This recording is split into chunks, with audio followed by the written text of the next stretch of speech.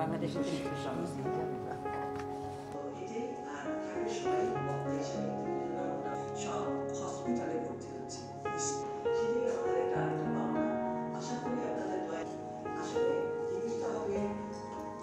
আমাদের প্রথম হলো আন্তর্জাতিক নৃত্য দিবস 2024 উপলক্ষে সপ্তাহব্যাপী অনুষ্ঠান মালার উদ্বোধন অপরাহ্ন 4টায়। মেলা ও নৃত্য অনুষ্ঠান 23 থেকে 28 এপ্রিল প্রতিদিন বেলা 4টা থেকে রাত 10টা।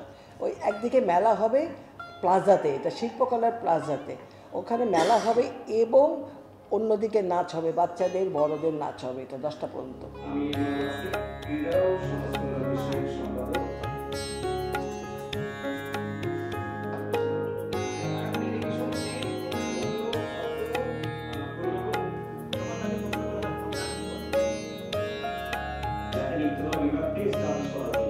শুধু তো আমরা করলে চলবে না, যে নাচ করে আসছে তাকে তো নিজেকে প্রতিষ্ঠিত করতে হবে, ওই পর্যায়ে যেতে হবে, তাকে শুধু পরিচিত করাতে হবে। শুধু ইন্ডিয়া থেকে শিখে আসছি বলে যে আমি ভালো নৃত্যশিল্পী সেটা কিন্তু না।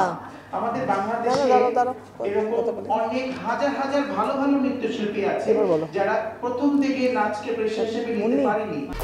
1, 2, 3 ঢাকায় জমি জিতে নিন 100% ক্যাশব্যাক সহ 20 কোটি টাকার পুরস্কার। আমি বিসিএস এ 16 বিসিএস এ আমি চান্স পেয়েছিলাম, আমি সেখানে যাই নাই। তখন আমার পেটের ভাত হয় না, মেসে ভাড়া দিতে পারি না। আমাকে সুরকার সমর দাস ছিলেন, উনি ব্যাপারটা জানতেন যে আমি বিসিএস পরীক্ষায় চান্স পাওয়ার পরে অ্যাটেন্ড করি নাই। এই ডেডিকেশন আপনার সেই ভারত থেকে শিখে আসা শিল্পী থাকতে হবে। ভাত হয় নাই তো কি হয়েছে, আমি এটা ভালোবাসি, চালিয়ে যাব। তারপরে তার এক সময় ভাত না বিরিয়ানি হবে পরে। সামনে আরো কঠিন সমস্যায় পড়বো আমরা যারা এতদিন টিকে আছি। আমরা কিন্তু স্টেজ শো করে বা টেলিভিশন প্রোগ্রাম করে কয় টাকা পাই, শিল্পকলা একাডেমি বা কয় টাকা দেয়, আমরা নাচ শিখিয়ে আমরা চলি, তাই না? সেই শেখানোর টাকাটাও আমাদের এখন শেষ হয়ে যাবে, আর পারবো না সামনে।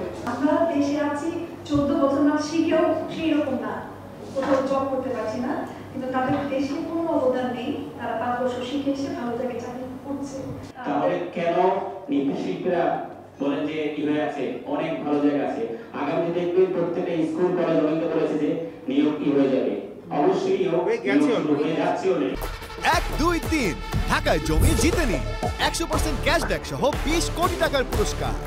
কোচিং এর টিচাররা রীতিমতো চাপ দিচ্ছে যে শুক্রশনীয় ওদের কোচিং আছে, বলছে নাচ গান বন্ধ। নাচ গান করে কি করবে তোমরা? কোচিং ব্যবসাটার জন্য আমাদের নাচ গানের উপর খুব প্রভাব পড়ছে কোচিং ব্যবসা। কালচার সেক্রেটারি ওখানে বললে হবে এবার যেমন আমাদের মূল অনুষ্ঠানে আমি কস্তুরী মুখার্জি